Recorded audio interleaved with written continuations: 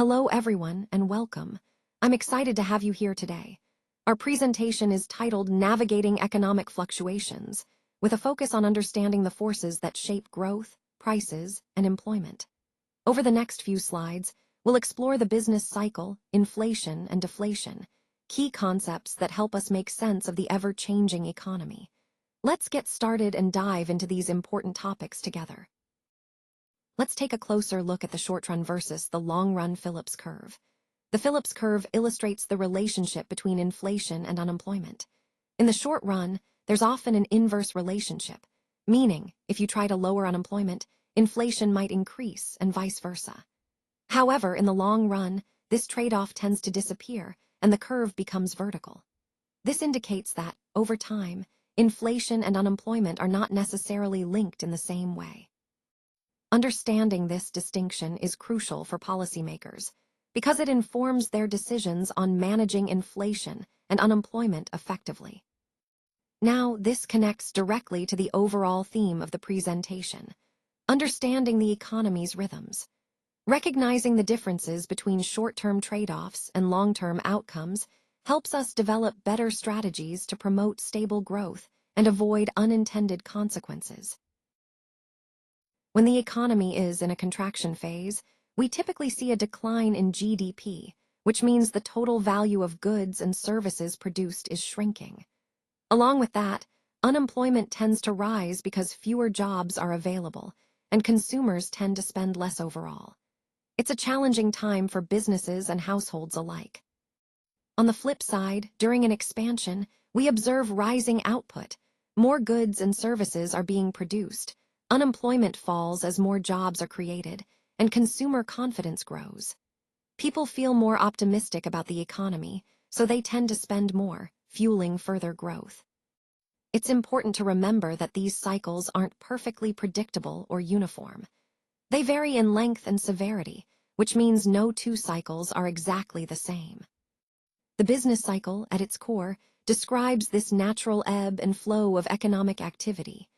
It's not like a precise clock ticking away, but rather a recurring series of ups and downs in total output, employment, and income. Understanding this cycle helps us better grasp how economies grow and contract over time. When demand collapses suddenly, we see output contract rapidly. A good example of this is the COVID-19 pandemic, which triggered one of the sharpest drops in aggregate demand in modern history. This kind of negative demand shock causes economic activity to slow down quickly. On the flip side, we have positive demand shocks, which occur when consumer confidence surges. This often leads to a wave of increased spending. Think about post-war economic booms or tax cut stimulus packages that put money directly into consumers' hands. That's a classic example of a positive demand shock. An aggregate demand shock, whether positive or negative, is essentially a sudden, unexpected change in the total spending happening within an economy. This shift moves the entire demand curve and can trigger a new phase of the economic cycle. Understanding these demand shocks is crucial because they are a key driver of the business cycle. They can accelerate growth or cause downturns, depending on whether they are positive or negative. This is why monitoring demand shocks helps us better understand the overall health and direction of the economy. Disruptions to production can really shake things up in the economy. For example, imagine a major hurricane hitting oil infrastructure. That can cause significant damage, raising costs and reducing the amount of oil we can produce. Or think about a geopolitical conflict that leads to a surge in global energy prices. These kinds of events are what we call negative supply shocks, and they tend to make goods and services more expensive and less available. On the flip side, breakthroughs in technology or energy efficiency can have a very positive impact. For instance, the rapid adoption of automation and AI tools across manufacturing and services has dramatically boosted productivity. This is what we refer to as positive supply shocks, when the economy's capacity to produce increases, often at a faster rate, which can help lower costs and expand output. Now, these supply shocks are crucial because they directly influence the overall business cycle. When supply shocks are negative, they can slow down economic growth or even cause recessions. Conversely, positive supply shocks can stimulate growth and improve living standards. So, understanding these shocks helps us grasp how changes in the economy's productive capacity drive fluctuations in economic activity. GDP, or gross domestic product, tends to go through predictable phases, but it's important to remember that the timing and the size of each phase can really vary from one cycle to another. Recognizing where the economy currently sits in this cycle is crucial because it helps both businesses and policymakers make smarter decisions. For example, during a trough, economic activity is at its lowest point, and this often signals a good time to invest or prepare for growth. When we see contraction, the economy is slowing down, and it's a signal to be cautious. The peak marks the highest point of activity before a slowdown begins, and expansion is the period when the economy is growing again. Understanding this natural rhythm of economies allows us to better anticipate changes and plan accordingly. Whether you're running a business or shaping public policy, knowing where we are in the cycle helps you navigate the ups and downs more effectively. So, by keeping an eye on these phases, we can make more informed decisions and better position ourselves for what's ahead. Chapter 2 highlights an important reality. Prices are rarely stable. They're constantly shifting due to various economic forces.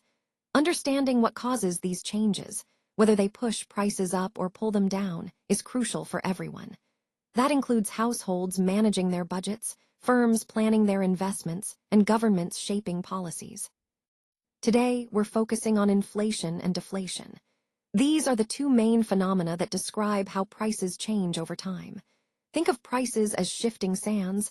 Sometimes they rise, sometimes they fall. Recognizing these patterns helps us better understand the overall economic landscape. When prices go up, we call it inflation. It's like the cost of living slowly creeping higher. Conversely, when prices fall, that's deflation, prices dropping across the board, which can sometimes signal economic problems. By understanding these forces, the pushing and pulling of prices, we can better grasp how the economy functions and how it affects our daily lives.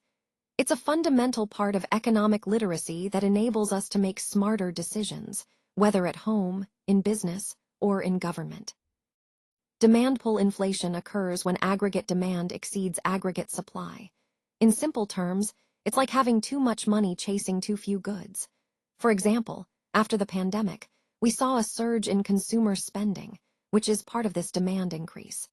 At the same time, persistent supply chain bottlenecks made it harder to produce and deliver goods. This combination creates the perfect recipe for inflation driven by demand. Inflation itself is a general and sustained rise in the overall price level across the economy. When inflation is high or runs hot, it reduces the purchasing power of money. That means over time, your dollar doesn't go as far as it used to. You need more dollars to buy the same things. So when we talk about inflation, especially rising prices, we're really describing how the value of money decreases as prices go up. It's a tide that lifts prices across the board, affecting everything from groceries to housing. Understanding these concepts helps us see how economic forces interact and impact our everyday lives. Looking at the BIS data from March 2025, we see that entering a high inflation regime significantly raises the likelihood of a recession. This really highlights why early intervention is so critical in managing inflationary pressures. Now, a key insight here is that rising labor costs can push prices upward. When wages go up, businesses often pass those costs on to consumers, which then fuels demands for even higher wages. This creates a self-reinforcing cycle, known as a wage price spiral, that can be tough to break free from. Another important factor to consider is energy prices, especially oil. When global oil prices surge, transportation and manufacturing costs across nearly all industries go up. This cost increase doesn't stay isolated. It triggers broad-based price hikes, affecting everything from goods to services.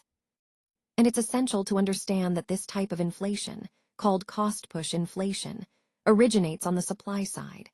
So, when production costs rise, like through higher raw material prices or energy costs, businesses often have no choice but to pass those costs on to consumers. This can happen even if overall demand isn't growing, which makes it a tricky challenge for policymakers. Overall, these interconnected factors show how supply-side pressures and wage dynamics can drive inflation, and why early, targeted responses are vital to prevent economic downturns. Let's take a closer look at some of the main causes of deflation. First, supply expansion. While it's rarely the primary driver of falling prices, rapid productivity gains can contribute to deflation because they increase output without a corresponding increase in demand. Next, tight monetary policy. When central banks raise interest rates aggressively, it can choke off demand so much that prices actually start to decline. Then there's demand collapse, which involves sharp and sustained drops in consumer and business spending, leading to broad price reductions across the economy. A historical example that really highlights this is Japan's lost decade of the 1990s. During that period, prices fell persistently for over 10 years, causing growth to stall and trapping the economy in a deflationary cycle. Now, on a broader note, deflation, being a sustained decrease in the overall price level, may sound appealing at first, since falling prices can seem beneficial for consumers. But in reality, it carries serious economic risks. It's much rarer than inflation and much harder to escape once it takes hold. So, understanding these causes helps us see why deflation can be so challenging for policymakers and economies alike. Let's take a closer look at the perils of deflation. When prices start to fall, it sets off a chain reaction. Falling prices lead to reduced spending because consumers and businesses anticipate lower costs in the future. This decreased spending causes lower output, which in turn results in job losses. With more unemployed, overall spending drops even further. This creates a vicious, self-reinforcing cycle that can be very difficult to break. Now, an important point to understand here is the concept of the deflationary spiral. As prices decline, the real value of debt actually increases, which makes it more difficult for households and firms to service their loans. This burden discourages borrowing and spending even more. Additionally, consumers tend to delay purchases, expecting prices to fall further. This hesitation reduces demand, which only worsens the economic decline. So, in summary, deflation can lead to a downward spiral that impacts everything from spending and debt to employment and economic growth. It's a dangerous cycle that policymakers need to be very cautious about. Let's take a moment to really understand what deflation is. It's not just about prices falling, it's about expectations falling as well. And these expectations are incredibly hard to reverse once they start to shift. As the quote from Economic Policy Insight suggests, falling expectations can have a lasting impact on the economy. Now, at first glance, lower prices might seem like a good thing for consumers. Who doesn't love paying less? But the reality is more complicated. Sustained deflation can actually destabilize the economy. It makes borrowing more difficult because the value of money increases relative to debt, which discourages borrowing and spending. Investment also slows down because businesses anticipate lower profits. Over time, these effects can lead to slower growth or even a recession. This is why deflation is often called a double-edged sword. While it might seem beneficial in the short term, the longer-term consequences can be quite painful. Addressing deflation usually involves policies that can be quite challenging and sometimes even more painful than the deflation itself. So, understanding the nuances of deflation helps us see why it's such a delicate and critical issue in economic policy. All right, let's move on to Chapter 3, where we'll explore the classic economic trade-off between inflation and unemployment. This is often called the policymaker's dilemma because policymakers face a tough balancing act. Essentially, when they try to reduce unemployment, they might inadvertently trigger higher inflation. Conversely, measures to curb inflation could lead to increased unemployment. It's a delicate balancing act that highlights the inherent tension in managing the economy. Throughout this chapter, We'll see how this dilemma shapes economic policies and influences decisions at the highest levels. Understanding this trade-off is key to grasping the broader challenges faced in economic policymaking. Let's take a closer look at this trade-off. Essentially, sometimes policymakers might accept higher unemployment in the short term to help bring inflation under control. Conversely, they might choose to cool the economy by accepting a bit more inflation to lower unemployment. This is what we call a short-run trade-off. It's important to remember that this relationship doesn't last forever. Over the long term, the dynamics change, and the trade-off may not be as clear or predictable. This idea stems from economist A.W. Phillips, who observed an inverse relationship between inflation and unemployment. When inflation rises, unemployment tends to fall, and vice versa. This insight became a foundational tool in macroeconomic policy because it helps policymakers understand the potential short-term consequences of their actions. So, the Phillips curve illustrates this short-run trade-off vividly. It shows that policymakers face a balancing act, choosing between controlling inflation and reducing unemployment, but only within a limited time frame. So, what this slide highlights is that central banks often face tough trade-offs. On one hand, they want to support economic activity, like encouraging growth and employment. On the other hand, they need to keep inflation in check to maintain price stability. It's a delicate balancing act. Now, according to Forbes and others, sustained inflation can't permanently lower unemployment. What happens is that inflation just pushes the overall price level upward, but it doesn't lead to long-term employment gains. This means that if workers start demanding higher wages because they see prices rising, their real wages, what those wages can actually buy, don't really change. As a result, unemployment tends to go back to its natural rate, regardless of how high inflation gets. This brings us to expectations. Over time, workers and firms adjust their inflation expectations. Once they expect higher inflation, they act accordingly, which effectively eliminates the short-term trade-off we often discuss.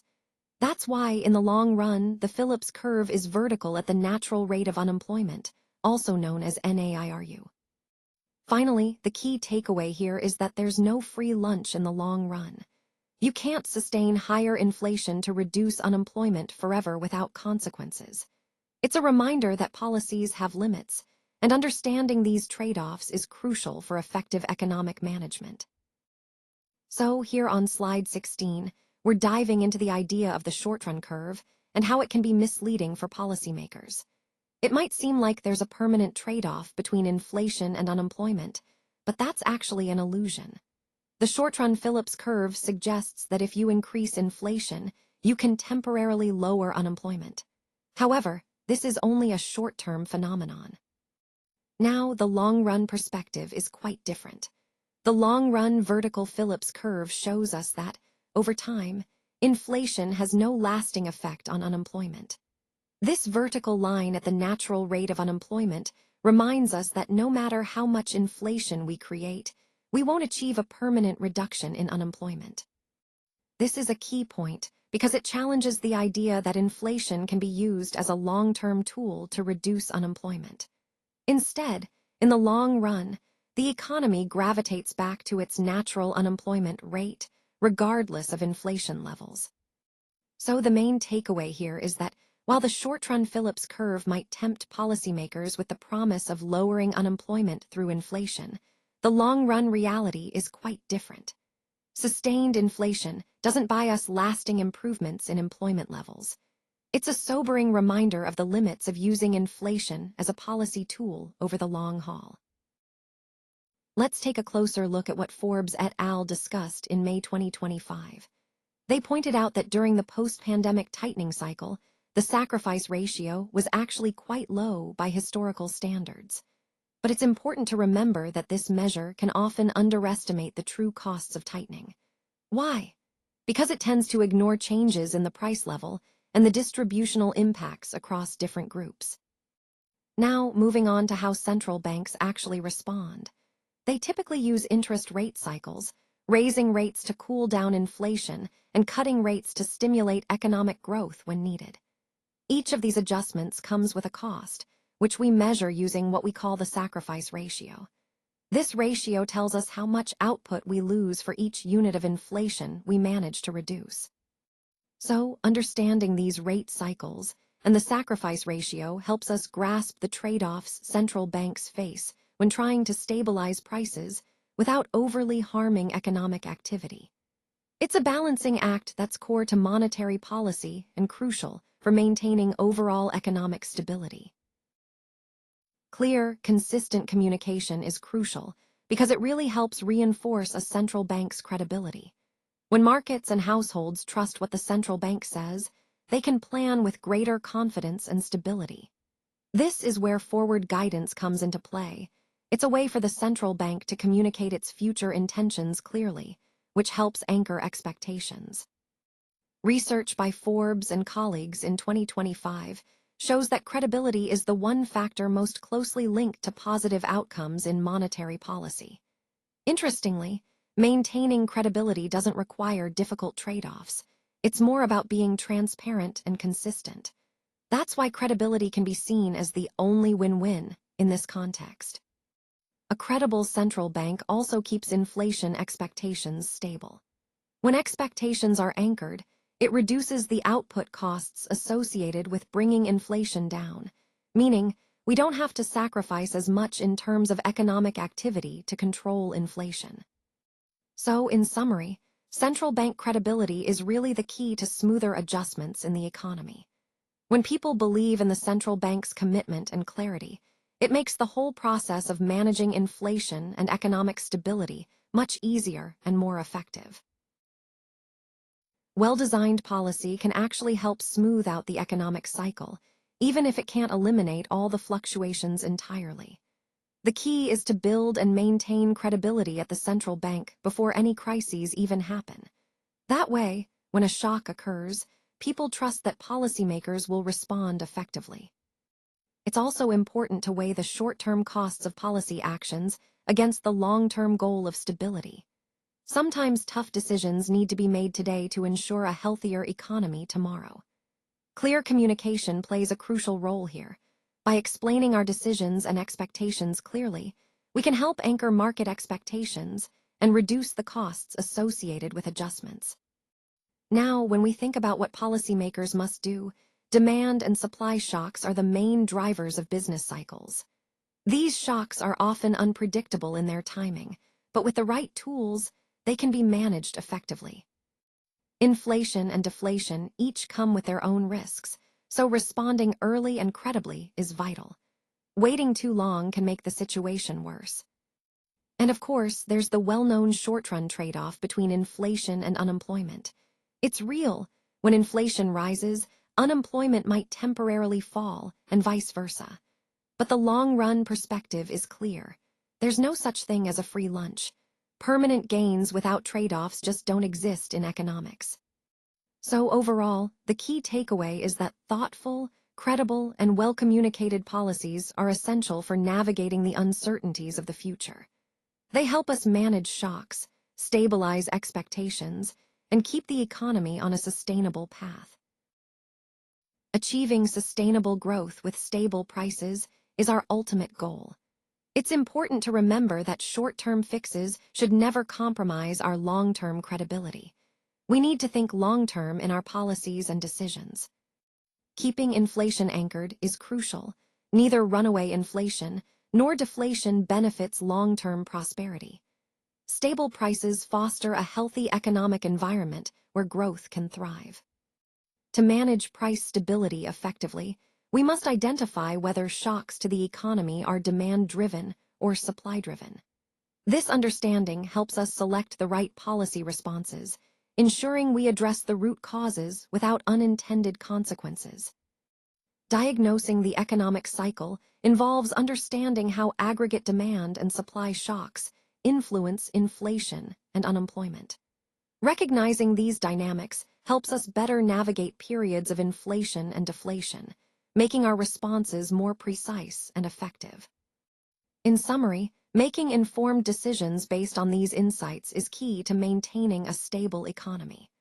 By staying focused on long-term credibility, anchoring inflation expectations, accurately diagnosing shocks, and understanding the cycle, we can steer through turbulence and promote sustainable growth.